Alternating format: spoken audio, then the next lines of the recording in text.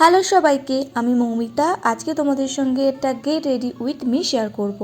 আজকে আমি মায়ের একটা বটল গ্রিন কালারের শাড়িটা পরবো। আর এই শাড়িটা আমার মাকে মামা দিয়েছিল ভাইফোঁটাতে।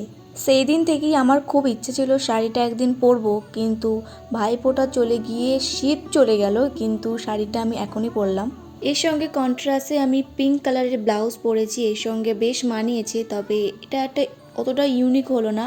এর সঙ্গে হোয়াইট কালার ব্লাউজ বা ইয়েলো কালার ব্লাউজও খুব ভালোভাবে যেত, তবে এই মুহূর্তে আমার কাছে ছিল না বলে এই পিঙ্কটা দিয়ে চালিয়ে নিলাম। সরস্বতী পুজোতে শাড়ি পরা হয়নি। অ্যাকচুয়ালি সরস্বতী পুজোতে শাড়ি পরবো কোনো প্ল্যান করিনি, কারণ তার আগেই ছিল দাদার বিয়ে।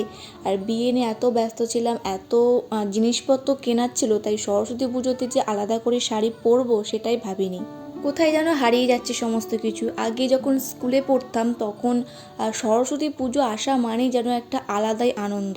যাই হোক, সময়ের সঙ্গে সঙ্গে সব কিছুই পাল্টে যায়। বলতে বলতে আমার লুকটা কিন্তু কমপ্লিট। কেমন হয়েছে অবশ্যই জানিও।